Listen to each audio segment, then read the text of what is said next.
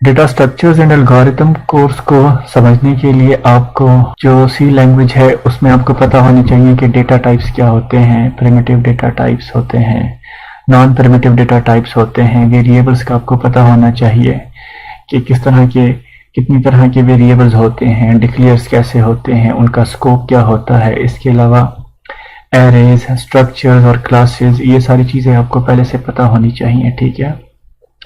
Loops कौन से हैं, कौन कौन से लूप्स हैं, लूप्स की जो टाइप्स हैं, for loop, while loop, do while loop, I hope आपको ये चीज़ें आती होंगी, ठीक है। इसके बाद फंक्शंस, कुछ लोग इसको प्रोसीजर्स भी बोलते हैं, ठीक है। तो फंक्शंस कैसे डिफाइन होते हैं, फंक्शंस कॉल कैसे होते हैं, और फंक्शंस का प्रोटोटाइप क्या होता है, फंक्शंस के सिग्नेचर्स वगैरह, पैरामीटर्स, आर्गुमेंट्स, ये सारी चीज़ें हम इसको प्रैक्टिस भी करेंगे, लेकिन थोड़ा बहुत आइडिया आपको पहले से भी होना चाहिए। और सबसे लास्ट में आता है पॉइंटर्स, ठीक है। सो इन सिंपल वर्ड्स आपको एक अच्छा प्रोग्रामर होना पड़ेगा, और आप कह सकते हो कि आप में एक एनालिटिकल स्किल्स होनी चाहिए कि आप दो चीज़ों को आपस में कंपेयर कर सको, एनालाइज कर सको, ठीक है, और किसी एग्जिस्टिंग चीज़ में आप इम्प्रोवाइजेशन ला सको, ठीक है। स्टूडेंट्स, अगर हम डेटा स्ट्रक्चर को डिफाइन करें तो data structures deals with the ways to organize data in memory to enable efficient computation over it. इसका मतलब ये है कि कंप्यूटर की मेमोरी में डेटा को इस तरह से ऑर्गेनाइज किया जाए, कुछ ऐसे स्ट्रक्चर में उसको स्टोर किया जाए कि वो डेटा यूजर को और सिस्टम दोनों को इजीली एक्सेसिबल हो, और सिस्टम उस डेटा को एफिशिएंट वे में एक्सेस करके प्रोसेस कर सके। स्टूडेंट्स, इस कोर्स में हम डिफरेंट डेटा स्ट्रक्चर्स पढ़ेंगे, मसलन list, stack, queues, link list, trees, graph वगैरह। ये बात याद रखिएगा कि चाहे हम जो भी डेटा स्ट्रक्चर पढ़ेंगे इस कोर्स में, हर डेटा स्ट्रक्चर में मेमोरी आपके पास वही सेम ही होगी। मैं प्राइमरी मेमोरी रैम की बात कर रहा हूँ, लेकिन हर डेटा स्ट्रक्चर में आप कह सकते हो कि डेटा का स्ट्रक्चर या डेटा की ऑर्गेनाइजेशन डिफरेंट होगी। एक डेटा स्ट्रक्चर में डेटा एक तरह से स्टोर होगा, उसमें एडिशन और डिलीशन एक फैशन में होगा, तो दूसरे डेटा स्ट्रक्चर में डेटा दूसरे फैशन में स्टोर होगा। दूसरे फैशन का मतलब कि उसमें डेटा की इंसर्शन या डिलीशन दूसरे तरीके से या दूसरे वे में या दूसरे मैकेनिज्म से हो सकेगा। इन सिंपल वर्ड्स हम कह सकते हैं कि हर डेटा स्ट्रक्चर में डेटा यूजर और सिस्टम दोनों को डिफरेंट वे में अवेलेबल होगा। हम ये नहीं कह सकते कि फलां डेटा स्ट्रक्चर अच्छा है या फलां डेटा स्ट्रक्चर अच्छा नहीं है।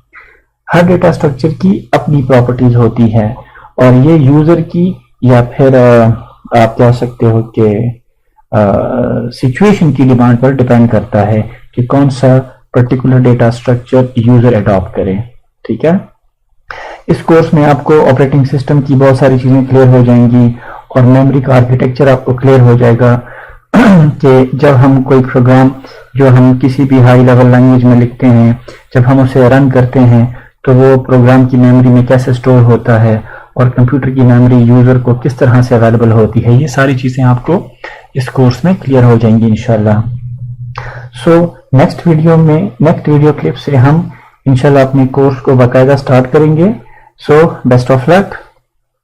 आज के लेक्चर में हम पढ़ेंगे इंट्रोडक्शन टू डेटा स्ट्रक्चर, और फिर कुछ एग्जांपल्स हम पढ़ेंगे डेटा स्ट्रक्चर को समझने के लिए, और फिर उसके बाद हम पढ़ेंगे types of data structure. Data structure and algorithms course को समझने के लिए आपको एक अच्छा कंप्यूटर प्रोग्रामर होना पड़ेगा, और साथ साथ लॉजिकल एंड क्रिटिकल थिंकर होना पड़ेगा।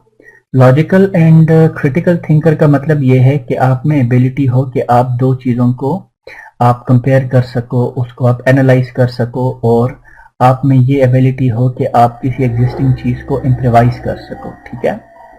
सो आप लोगों ने एक कोर्स पढ़ा होगा प्रोग्रामिंग फंडामेंटल्स, और कुछ स्टूडेंट्स ने शायद ऑब्जेक्ट ओरिएंटेड प्रोग्रामिंग भी पढ़ा होगा।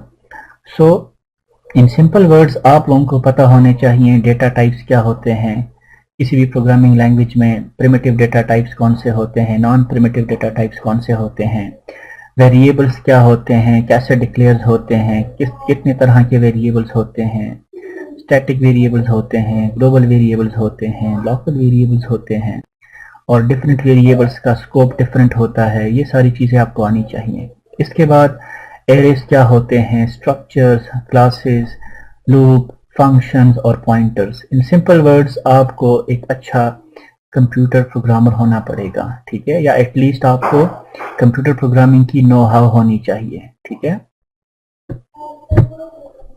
अच्छा, देखें, हम डिफरेंट प्रोग्रामिंग लैंग्वेजेस में डिफरेंट कंप्यूटर प्रोग्राम्स लिखते हैं। उन प्रोग्राम्स को हम डिफरेंट डेटा देते हैं एज इनपुट, और वो प्रोग्राम उस डेटा को प्रोसेस करके हमें प्रोसेस डेटा देता है एज आउटपुट। अब ये सारा डेटा, चाहे इनपुट डेटा है या आउटपुट डेटा है, ये कंप्यूटर की मेमोरी में स्टोर होता है। यूजर भी मेमोरी से ही डेटा को रीड या राइट करता है, और सीपीयू भी डेटा को मेमोरी से ही रीड एंड राइट करता है। अच्छा, डिफरेंट सिचुएशंस में यूजर का डेटा भी डिफरेंट होता है in terms of size and data type, और डिफरेंट सिचुएशंस में डेटा कंप्यूटर की मेमोरी में डिफरेंट तरह से स्टोर होता है। सो डेटा स्ट्रक्चर में हम पढ़ते हैं कि हम डेटा को कंप्यूटर की मेमोरी में किस तरह से स्टोर करें, किस तरह से ऑर्गेनाइज करें, किस पर्टिकुलर स्ट्रक्चर में स्टोर करें कि वो डेटा एफिशिएंट वे में प्रोसेस हो सके। डेटा स्ट्रक्चर में हम बात करते हैं डेटा पर ऑपरेशंस की। सो ऑर्गेनाइजिंग द डेटा का मतलब है कि डेटा को हम इस तरह से मेमोरी में स्टोर करें कि उस पर डिजायर्ड ऑपरेशंस एफिशिएंटली परफॉर्म हो, और यूजर की और सिचुएशन की डिमांड्स भी फुलफिल हो, और अल्टीमेटली मेमोरी की भी एफिशिएंट यूटिलाइजेशन हो। क्योंकि मेमोरी तो आपके पास प्रेशियस रिसोर्स होता है कंप्यूटर का, प्रेशियस इसलिए कि ये आपके पास प्रोसेसिंग में इन्वॉल्व होती है। सो डेटा स्ट्रक्चर में हम पढ़ते हैं डेटा की डिफरेंट ऑर्गेनाइजेशंस। कंप्यूटर की मेमोरी में डेटा को हम डिफरेंट तरीकों से स्टोर करना, और फिर उस पर हम ऑपरेशंस की बात करते हैं कि वो डेटा आपके पास क्विकली और एफिशिएंटली एक्सेस हो सके और प्रोसेस हो सके, और एज अ रिजल्ट आपके पास जो कंप्लेक्सिटी है प्रोग्राम की वो भी आपके पास क्या हो, रिड्यूस हो, ठीक है। अच्छा, अब डेटा को डिफरेंट तरह से मेमोरी में स्टोर करना, ऑर्गेनाइज करना, ये सारी बातें समझने के लिए एक एग्जांपल को अंडरस्टैंड करते हैं। लेट्स सपोज ये आपके पास रैम है, ठीक है, और रैम में आपके पास ये डिफरेंट मेमोरी लोकेशंस हैं, और आप लोगों को पता है कि रैम में हर मेमोरी लोकेशन का आपके पास एक यूनिक एड्रेस होता है, ठीक है। अब लेट्स सपोज मेरे पास एक डेटा सेट है जिसमें कुछ नंबर्स हैं, और ये जो डेटा है आपके पास ये ऑर्डर डेटा है।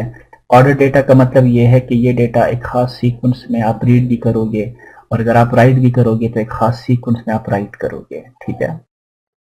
सो सिचुएशन 1 में आते हैं। लेट्स सपोज आपके पास जो रैम है, अब रैम में एक वक्त में आपके पास डिफरेंट प्रोग्राम्स क्या होते हैं, लोड होते हैं, ठीक है।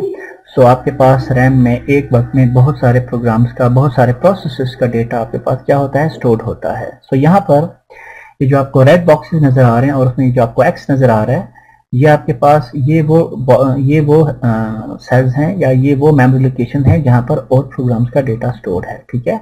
और ये जो आपको ब्लू बॉक्सेस नजर आ रहे हैं, सेल्स नजर आ रहे हैं, ये वो मेमोरी लोकेशन है जो आपके पास अवेलेबल हैं आपके डेटा को स्टोर करने के लिए। अब सिचुएशन 1 ऐसी है कि अच्छा, अब लॉजिक आपकी ये है कि ये जो आपका डेटा है, आप इसको चाहते हो कि आप मेमोरी में एक ब्लॉक ऑफ मेमोरी आप रिजर्व करो, और उस ब्लॉक ऑफ मेमोरी में ये डेटा आपके पास कहाँ, कैसे, किस फैशन में पड़ा हो, एडजेसेंट सेल्स में पड़ा हो, ठीक है, कंसेक्यूटिव सेल्स में पड़ा हो, ठीक है। और रैम में आपके पास सिचुएशन भी ऐसी है कि आपके पास एडजेसेंट सेल्स के ब्लॉक्स आपके पास क्या है, अवेलेबल हैं। ये जो आपको ब्लू नजर आ रहे हैं, ये वो ब्लॉक्स हैं जिसमें आप इस डेटा को स्टोर कर सकते हो, ठीक है। और ये जो आपके पास रेड वाले हैं, इसमें आप डेटा को स्टोर नहीं कर सकते हो, क्योंकि आपकी लॉजिक क्या है, एडजेसेंट सेल्स। फॉर एग्जांपल, इसको मैंने इसलिए रेड किया हुआ है क्योंकि अगर आप इस ब्लॉक में डेटा को स्टोर करोगे तो 33 यहाँ पे आ जाएगा। अब 26 इस सेल में आप राइट करोगे तो ये डेटा दूसरे प्रोसेस का है, तो ये आपका ओवरराइट हो जाएगा, जो कि इलीगल है, अनवांटेड है, ठीक है। सो लेट्स सपोज ये 3 ब्लॉक्स आपके पास अवेलेबल हैं आपके डेटा को स्टोर करने के लिए। मैं इनमें से लेट्स सपोज ये ऊपर वाला ये जो ब्लॉक है मैं इसको सेलेक्ट करता हूं अपने डेटा को स्टोर करने के लिए। सो 33 में यहाँ पे स्टोर कर लूंगा और उसके बाद जो 26 है वो यहाँ पे आ जाएगा, 59 है यहाँ पे आ जाएगा, 28 है वो यहाँ पे आ जाएगा। अब सवाल ये पैदा होता है कि इस डेटा को हम एक्सेस कैसे करें। जैसा कि मैंने आपको बताया और आप लोगों को पता भी है कि रैम में आपके पास हर मेमोरी लोकेशन का अपना एक एड्रेस होता है। इस डेटा को जो कि आपके पास एडजेसेंट सेल्स में स्टोर है, इसको आप बहुत आसानी से एक्सेस कर सकते हो। कैसे? अगर आपके पास आपके पहले डेटा का जो जिस मेमोरी लोकेशन में वो स्टोर है, अगर आपके पास वो एड्रेस है तो उस एड्रेस की बेस पे आप इस तमाम एलिमेंट्स को आप एक्सेस कर सकते हो। कैसे?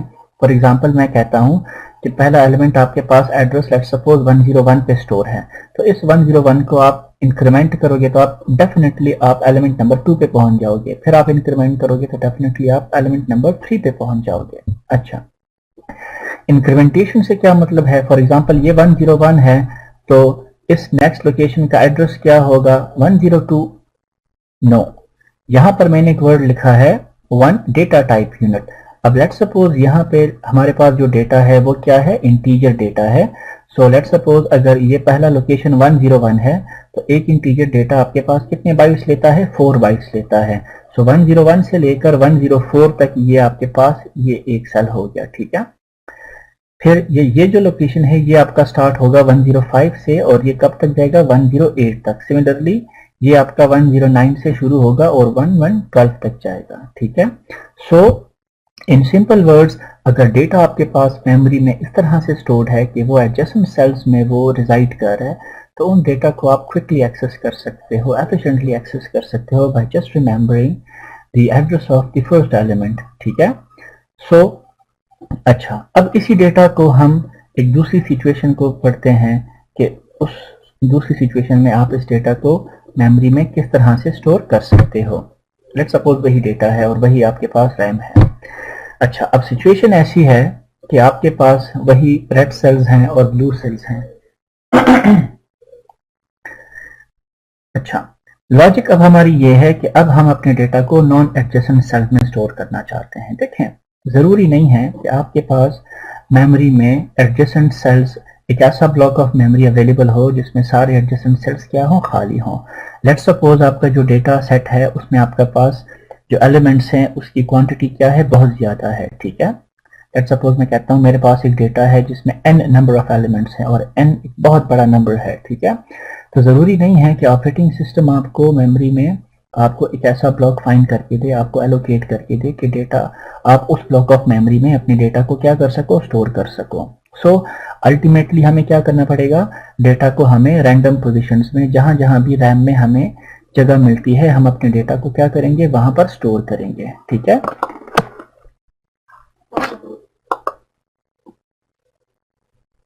ऑलराइट, लेट्स सपोज 33 मेरा इस पोजीशन पे स्टोर हो गया, ठीक है। दूसरे नंबर को स्टोर करने के लिए मैंने ऑपरेटिंग सिस्टम से रिक्वेस्ट की तो उसने मुझे ये वाली मेमोरी लोकेशन दे दी, स्टोर कर दिया। 26 यहाँ पे स्टोर हो गया, 59 लेट्स सपोज यहाँ पे स्टोर हो गया और लेट्स सपोज जो फोर्थ एलिमेंट है 28 यहाँ पे स्टोर हो गया। अब सवाल वही है कि how to access the data. मैं इस डेटा को एक्सेस कैसे कर सकता हूं?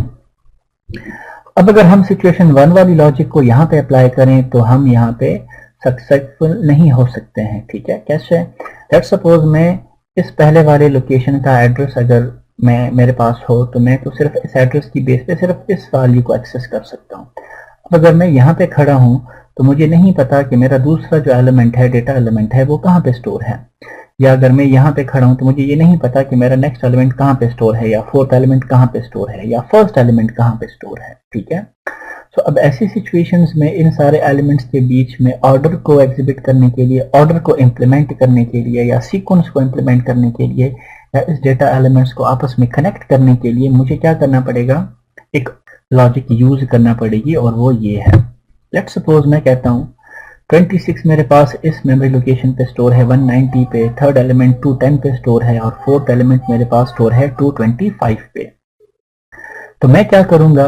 ये जो सेकंड एलिमेंट है इसका एड्रेस स्टोर करूंगा इस फर्स्ट एलिमेंट के साथ थर्ड एलिमेंट का एड्रेस में स्टोर करूंगा यहाँ पर, और फोर्थ एलिमेंट का एड्रेस में स्टोर करूंगा इस एलिमेंट के साथ, और जो आपका लास्ट एलिमेंट है यहाँ पर मैं स्टोर कर लूंगा नल। ऐसे हो जाएगा आपका डेटा, ठीक है। ये 190 है तो यहाँ पे आ गया, ये 210 लोकेशन है तो 210 यहाँ पे स्टोर हो गया, और ये 225 लोकेशन है तो ये यहाँ पे स्टोर हो गया, और ये आपका क्या है, लास्ट एलिमेंट है, इसके बाद कोई नया डेटा एलिमेंट नहीं है, तो इट मीन्स के ये किसी भी नए लोकेशन को पॉइंट नहीं कर रहा, तो यहाँ पर मैं क्या कर रहा हूँ, नल कर रहा हूँ। अब आपके पास सिचुएशन कुछ यूं हो गई है, ठीक है। अब लेट्स सपोज अगर आपके पास इस लोकेशन के साथ आपके पास नेक्स्ट एलिमेंट का एड्रेस स्टोर हो, तो आप ऑटोमेटिकली आप इस पोजीशन पे पहुंच सकते हो। अगर आप यहाँ पे हो और आपके पास नेक्स्ट एलिमेंट का एड्रेस भी स्टोर हो, तो आप ऑटोमेटिकली यहाँ पर पहुंच सकते हो। इन सिंपल वर्ड्स, अगर डेटा आपके पास रैंडम सेल्स में पड़ा हुआ है तो फिर आप उस डेटा को आपस में इस तरह से कनेक्ट कर सकते हो, ठीक है। सो हम क्या कर रहे हैं, हम एक एक्स्ट्रा स्पेस को क्या कर रहे हैं, यूज कर रहे हैं, ठीक है, अपने डेटा में सीक्वेंस को या ऑर्डर को इंप्लीमेंट करने के लिए। अब इन सारी बातों को पढ़ के हम क्या करते हैं, थोड़ा समराइज करते हैं। सिचुएशन 1 में हमारे पास क्या था, अवेलेबिलिटी थी एडजेसेंट सेल्स की, तो हमने डेटा को अवेलेबल या ब्लॉक ऑफ मेमोरी में एडजेसेंट सेल्स में हमने क्या कर दिया, स्टोर कर दिया। सो आपके पास सिचुएशन 1 में क्या हो रहा था, easy reading and writing operations हो रहे थे, मतलब विद रिस्पेक्ट टू टाइम आप कह सकते हो कि जो रीडिंग और राइटिंग के ऑपरेशंस थे आपके पास क्या थे, टाइम एफिशिएंट थे। लेकिन सिचुएशन 1 आपके पास क्या था, एक नॉन फ्लेक्सिबल था। अब फ्लेक्सिबल से क्या मुराद है वो आपको समझाता हूँ। सिचुएशन 2 में आपके पास क्या थी, अवेलेबिलिटी नहीं थी एडजेसेंट सेल्स की, तो आपने उसको रैंडम सेल्स में क्या कर दिया, स्टोर कर दिया। तो एज अ रिजल्ट आपको थोड़े कॉम्प्लिकेटेड रीडिंग एंड राइटिंग के ऑपरेशंस परफॉर्म होना हो रहे थे, ठीक है। और आप कह सकते हो कि ये जो सिचुएशन 2 वाला जो स्ट्रक्चर था, जो डेटा स्ट्रक्चर था आपके पास, ये क्या था, एक टाइम एफिशिएंट डेटा स्ट्रक्चर नहीं था। लेकिन इसमें आपके पास क्या थी, फ्लेक्सिबिलिटी थी। फ्लेक्सिबिलिटी से मुराद ये है कि फॉर एग्जाम्पल मैं कहता हूं कि जब मैंने 28 वैल्यू स्टोर की तो बीच में लेट्स सपोज मेरी डिमांड या मेरी जो नीड है वो बढ़ गई और मुझे एक 5th वैल्यू स्टोर करना पड़ी, ठीक है। अब जरूरी नहीं है कि आप 5th वैल्यू को भी आप यहां पर इस 28 के बाद ये जो मेमोरी लोकेशन हो तो वो आपके पास क्या हो, वो वेकेंट हो, ठीक है। सो जब ऑपरेटिंग सिस्टम आपको ये वाले 4th लोकेशन एलोकेट कर रहा था तो उस वक्त आपकी जो नीड थी वो 4 एलिमेंट को स्टोर करने की थी, ठीक है। सो ये वाले 4 जो ब्लॉक्स थे मेमोरी के लोकेशंस थे, ये उस वक्त वेकेंट थे, आपकी नीड्स को फुलफिल कर रहे थे। तो ऑपरेटिंग सिस्टम ने आपको ये वाले 4 ब्लॉक्स ऑफ ये 4 मेमोरी लोकेशंस आपको क्या कर दिए, एलोकेट कर दिए, ठीक है।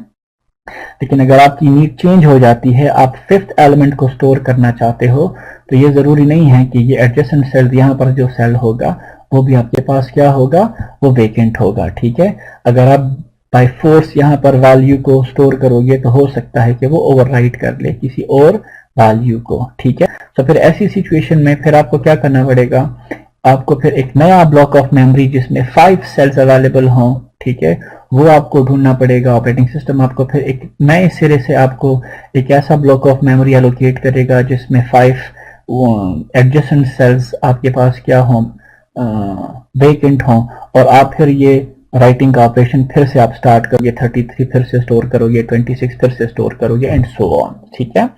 सो इसको हम कह सकते हैं कि इसमें आपके पास क्या थी, फ्लेक्सिबिलिटी नहीं थी, इसका साइज एक्सटेंड नहीं हो सकता, ठीक है।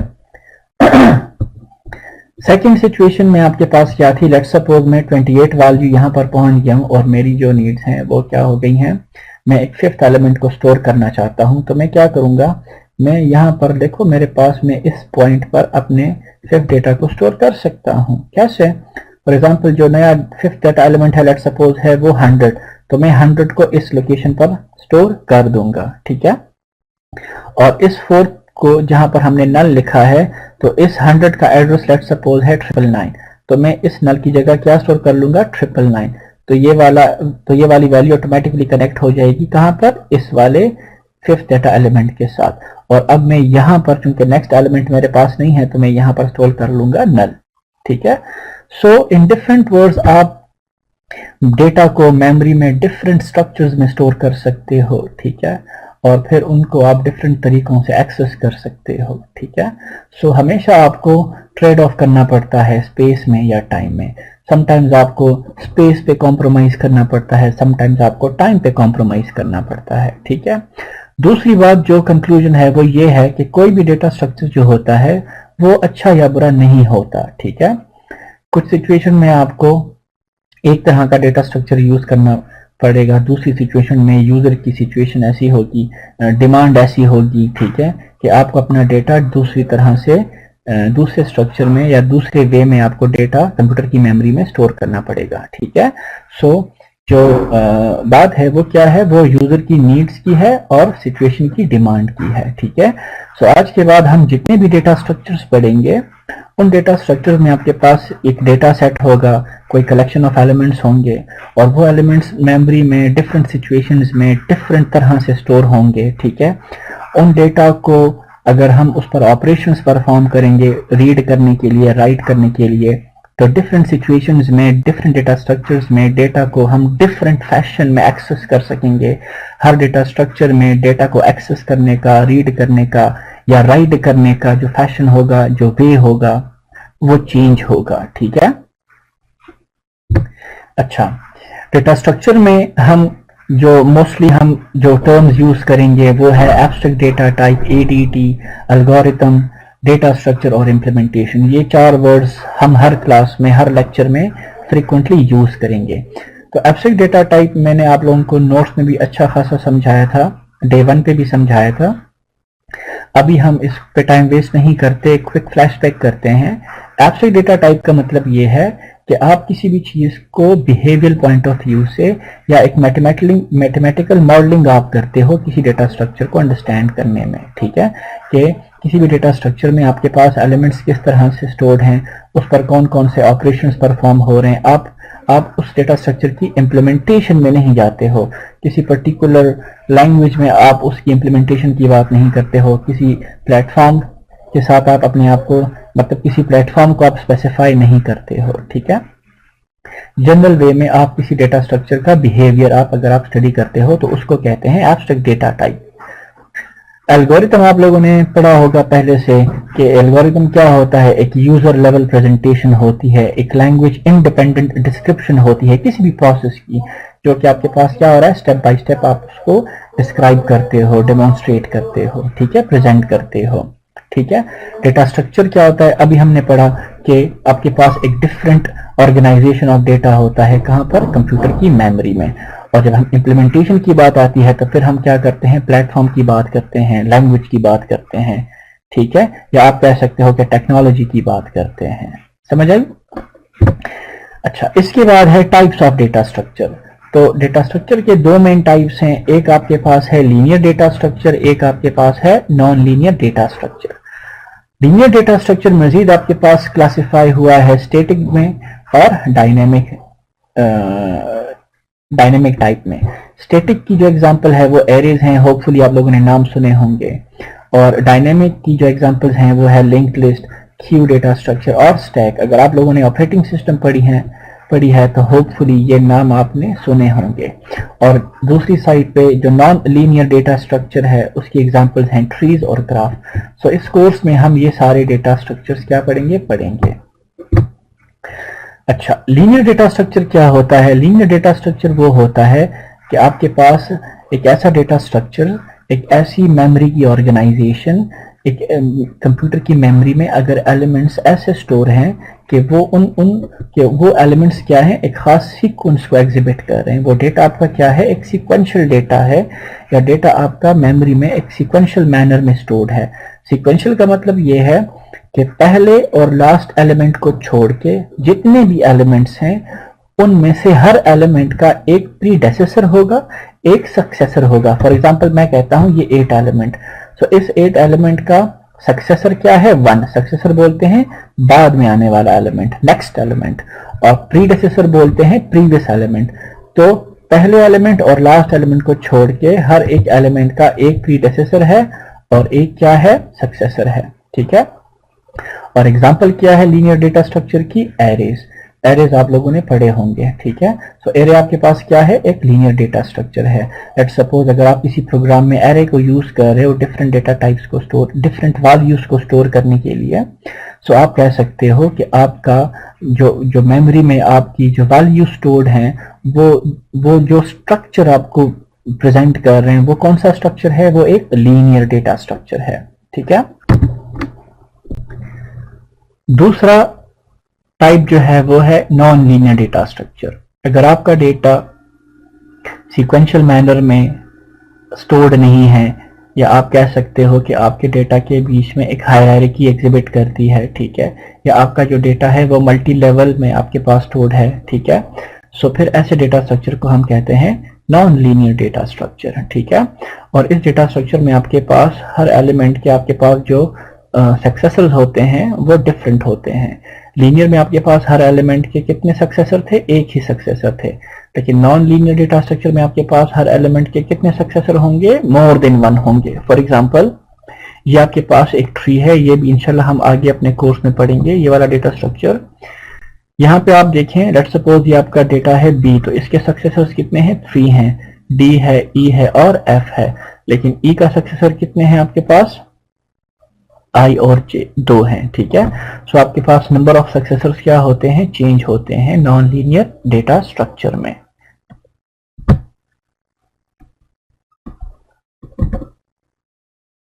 अच्छा, एक आपके पास होता है static data structure. Static data structure का मतलब एक ऐसा डेटा स्ट्रक्चर जो फ्लेक्सिबल नहीं होता, जो सिचुएशन 1 में हमारे पास था कि एक ऐसा डेटा स्ट्रक्चर जिसका साइज फ्लेक्सिबल नहीं होता ड्यूरिंग दी प्रोग्राम एग्जीक्यूशन, उसका साइज चेंज नहीं हो सकता, ठीक है। तो ऐसे डेटा स्ट्रक्चर को हम कहते हैं स्टैटिक डेटा स्ट्रक्चर, और इसकी एग्जांपल क्या है, एरेज। सो एरेज आपके पास लीनियर डेटा स्ट्रक्चर भी हैं और स्टैटिक डेटा स्ट्रक्चर भी हैं, ठीक है।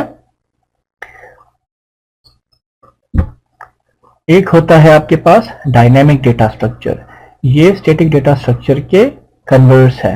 स्टैटिक डेटा स्ट्रक्चर में आपके पास रन टाइम में आपके पास जो मेमोरी का साइज होता है वो चेंज नहीं हो सकता है, डायनेमिक का आपके पास चेंज हो सकता है, इसका जो होता है वो फ्लेक्सिबल होता है, ठीक है।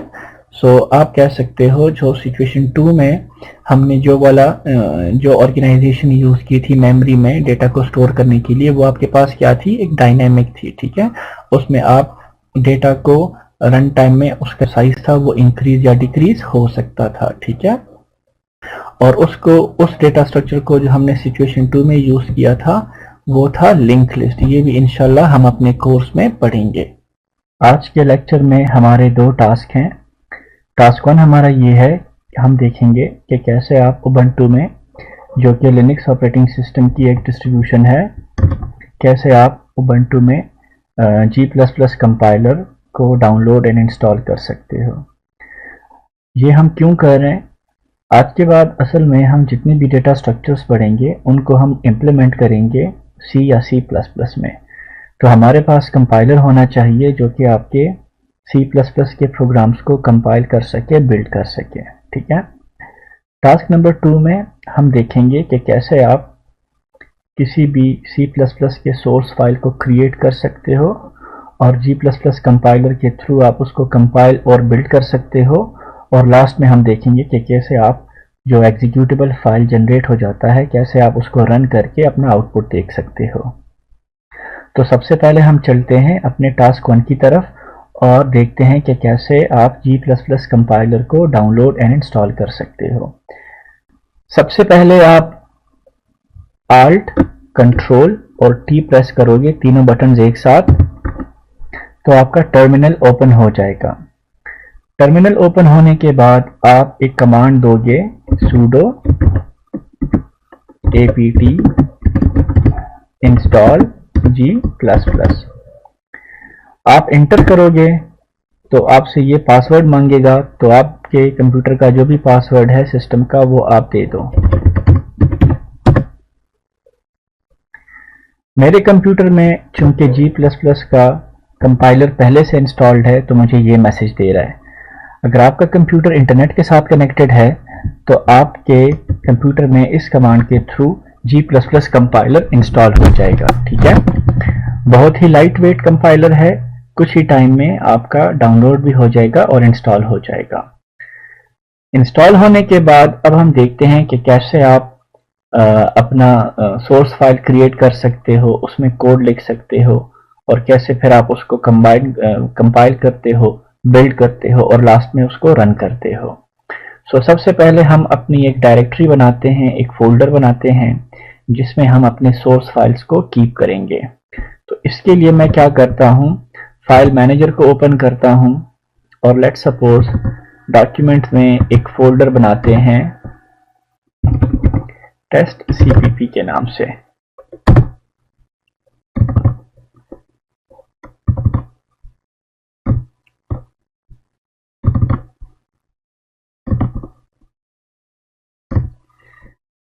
अच्छा, अब हम क्या करेंगे, यहाँ पर आप देखो जो कि वो फोल्डर जो कि हमारे सोर्स फाइल को कीप करेगा वो लाई कर रहा है डॉक्यूमेंट फोल्डर में और डॉक्यूमेंट है होम फोल्डर में। तो हम अपने टर्मिनल में सबसे पहले अपने करंट वर्किंग डायरेक्टरी को चेंज करेंगे। सबसे पहले हम इंटर करेंगे टेस्ट सीपीपी फोल्डर में। तो मैं लिखूंगा cd का मतलब है चेंज डायरेक्टरी। तो मैं अपनी डायरेक्टरी को चेंज कर रहा हूँ। तो सबसे पहले मैं जाऊंगा डॉक्यूमेंट्स में और डॉक्यूमेंट्स में मैं फिर जाऊंगा टेस्ट सीपीपी में। ठीक है, अब मेरी जो वर्किंग डायरेक्टरी है वो यही आपकी टेस्ट सीपीपी हो गई है। ठीक है, क्लियर कमांड से आपकी स्क्रीन क्लियर हो जाती है। अच्छा, अब सबसे पहले हम देखते हैं कि कैसे आप सोर्स फाइल को क्रिएट करते हो। तो उसके लिए कमांड है sudo gedit और सोर्स फाइल का नाम, फॉर एग्जांपल सोर्स फाइल का नाम मैं रखता हूं hello.cpp।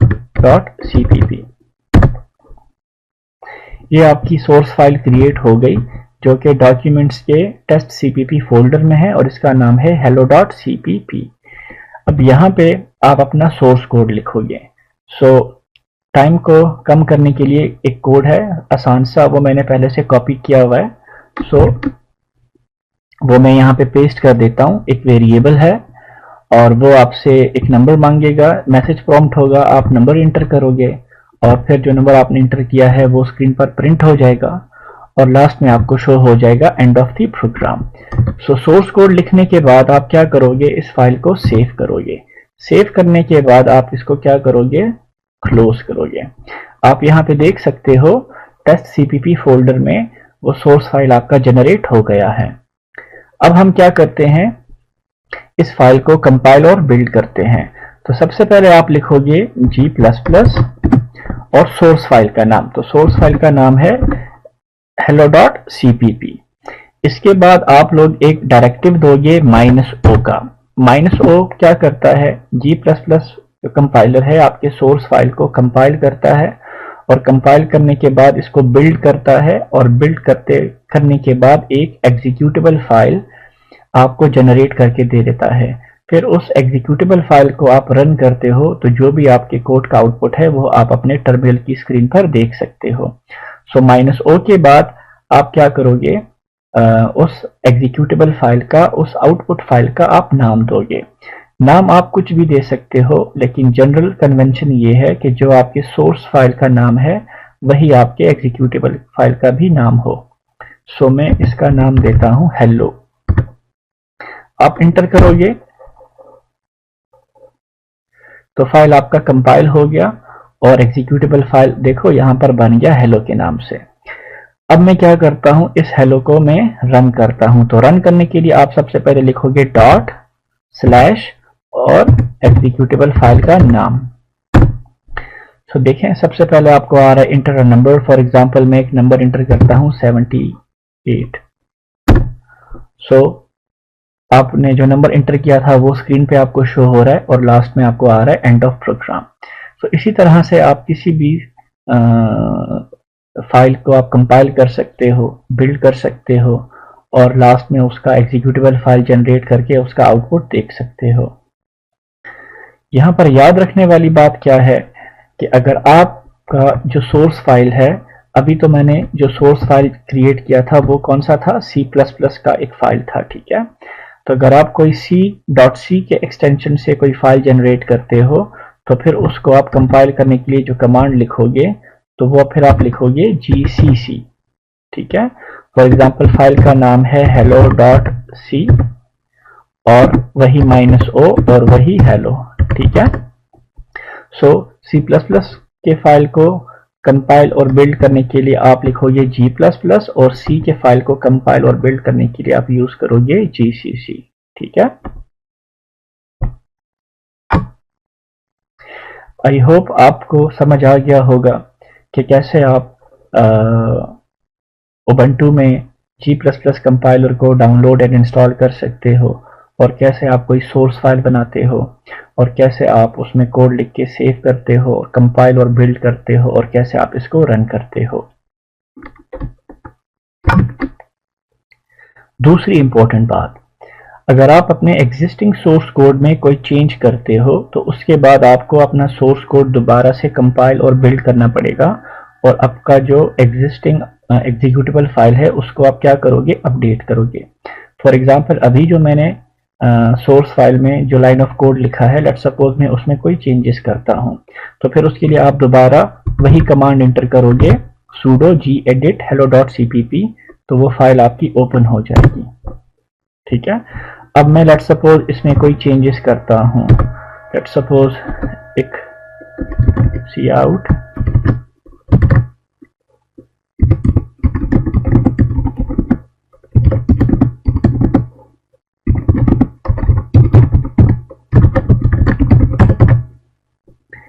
लेट्स सपोज ये एक नई लाइन जो स्क्रीन पे प्रिंट होगी, ये मैंने इसमें क्या कर दी, सेव कर दी, ठीक है।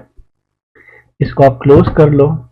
अब अगर मैं इस प्रोग्राम को दोबारा से बिल्ड नहीं करूंगा और मैं डायरेक्ट जो एग्जीक्यूटेबल फाइल है उसको रन करूंगा, तो इस प्रोग्राम का जो प्रीवियस वर्जन था वही मुझे शो होगा। फॉर एग्जांपल अगर मैं डायरेक्ट इसको कंपाइल ना करूं और डायरेक्ट प्रीवियस एग्जीक्यूटेबल फाइल को मैं रन करूं, तो देखिए इंटर अ नंबर, और वही जो अपडेटेड वर्जन है वो मुझे वो आउटपुट शो नहीं हो रहा। सो अब मैं क्या करूंगा, इस प्रोग्राम को मैं दोबारा से कंपाइल करूंगा, और कंपाइल करने के लिए वही आप कमांड दोगे G++ hello.cpp -o hello, ठीक है। अपने कीबोर्ड पे अप और डाउन एरोज आप प्रेस करके जो प्रीवियस कमांड्स आपने इंटर किए हैं उनको आप क्विकली एक्सेस कर सकते हो, तो आपको दोबारा टाइप करने की जरूरत भी नहीं पड़ेगी। सो मैं क्या कर रहा हूं, दोबारा से बिल्ड करके अपना एग्जीक्यूटेबल फाइल अपडेट कर रहा हूं।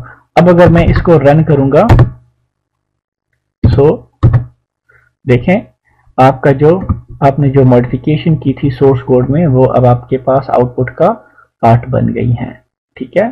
सो आज के बाद आप जब भी कोई सोर्स फाइल बनाओगे उसमें फिर आप उसका आउटपुट जनरेट करोगे, और आउटपुट के बाद अपने सोर्स फाइल में कोई चेंजेस करोगे तो उसको फिर आप दोबारा से कंपाइल करोगे, अदरवाइज आपका जो प्रीवियस वर्जन है आउटपुट है वही आपका रन होगा।